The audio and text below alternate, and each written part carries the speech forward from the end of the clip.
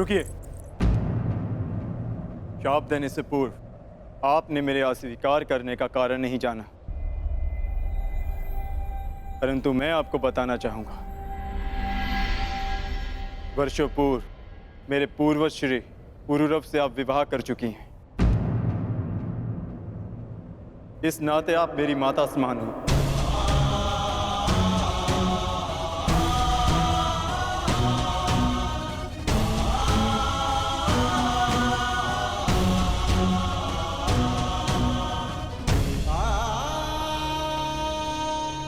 एक माता और पुत्र के बीच ममता का संबंध हो सकता है, वासना का नहीं।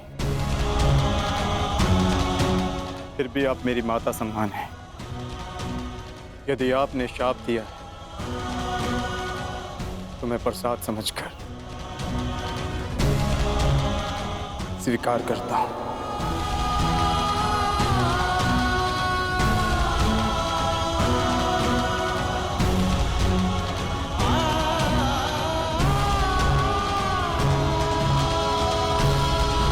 मुझसे अनजाने में एक कैसा पाप हो गया देवराज।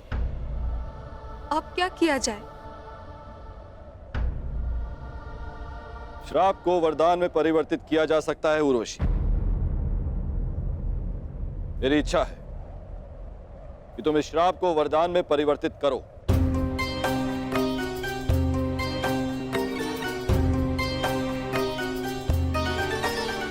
मनुष्य का जीवन काल एक वर्ष के समान होता है।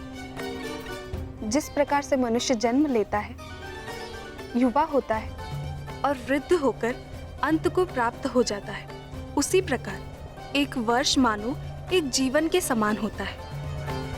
इसीलिए मैं तुम्हारा श्राप केवल 1 वर्ष तक के लिए सीमित कर देती हूँ। ये मेरा आशीर्वाद है अर्जुन, कि जिस प्रकार से मनुष्य को जीवन के अंत में उसका लक्ष्य मिलता है, तुम्हें भी इस श्राप के अंत में तुम्हारा लक्ष्य मिल जाए। और जिस वर्ष भी तुम इस श्राप को भोगना चाहो, तुम्हारी इच्छा अनुसार तुम इस श्राप को भोग सकते हो।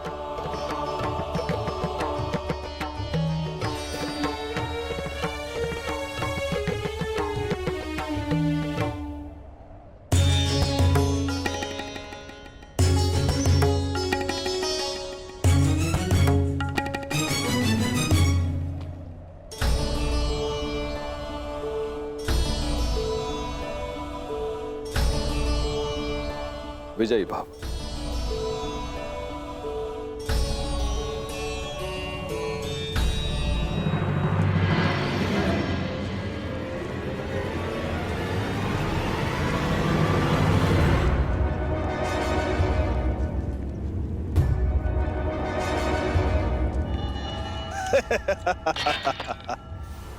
जयद्रथ अपने साले और मामा ससुर गांधार नरेश का स्वागत करता है।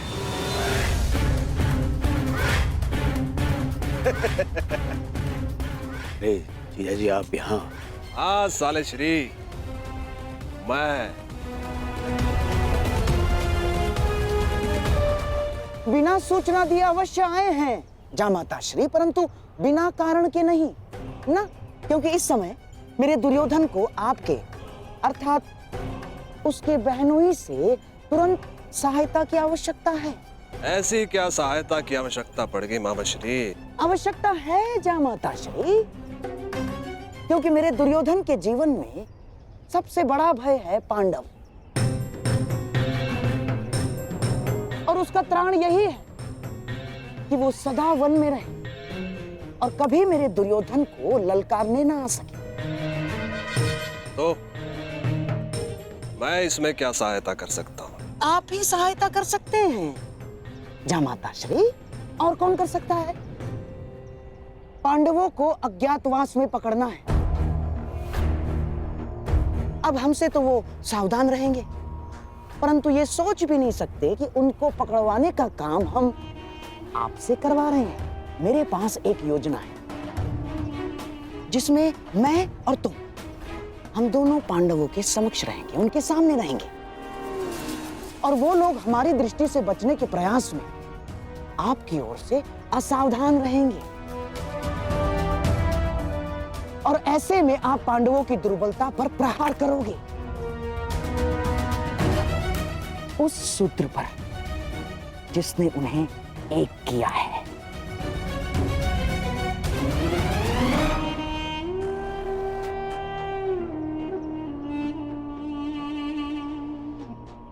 द्रौपदी,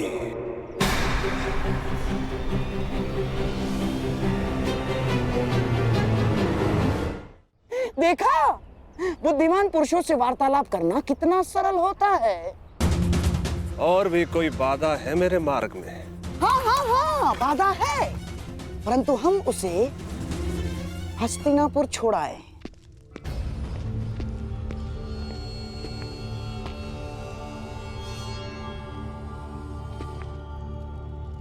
युवराज दुर्योधन कहाँ गए? उनसे युद्ध के प्रबंध के लिए बाकी राजाओं को निमंत्रण देने के लिए आज्ञा पत्र लेना था। कहाँ गए वो?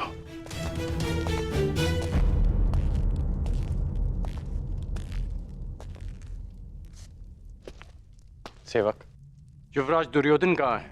युवराज अभी सो रहे हैं। अभी तक सो रहे हैं? अंगराज रुकिए, अंगराज! आपको भीतर जाने की आज्ञा नहीं है। और मुझे रोकने का सामर्थ्य तुम सब में नहीं है। अंगराज मेरी बात सुनिए। अंगराज मेरी बात सुनिए। अंगराज!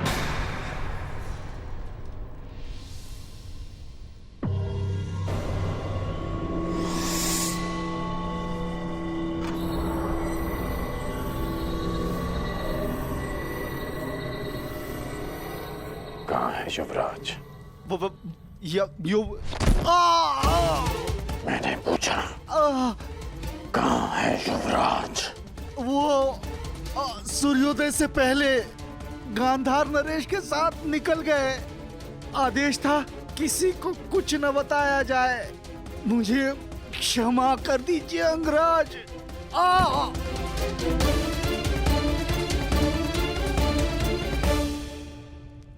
आज पांडवों का वनवास पूर्ण होने जा रहा है। अज्ञातवास की पूर्व संध्या पर युवराज कहाँ जा सकते हैं?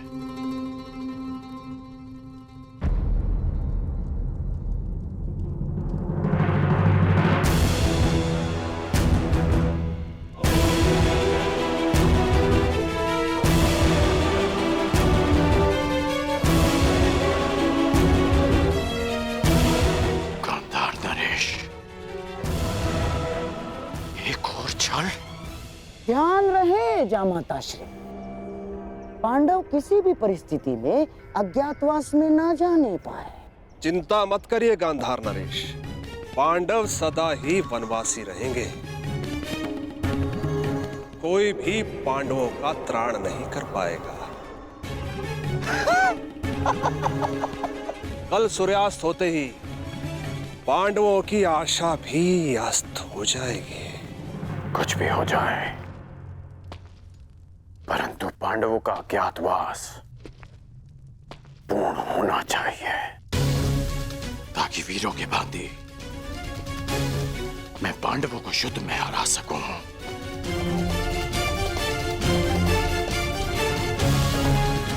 ताकि द्यूत सभा का कलंक मेरे और युवराज के माथे से सदा के लिए हट जाए।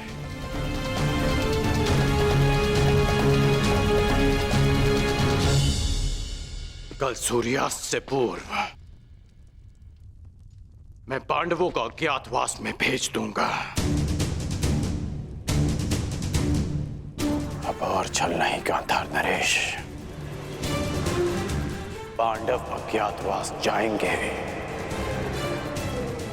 ये मेरी प्रतिज्ञा है।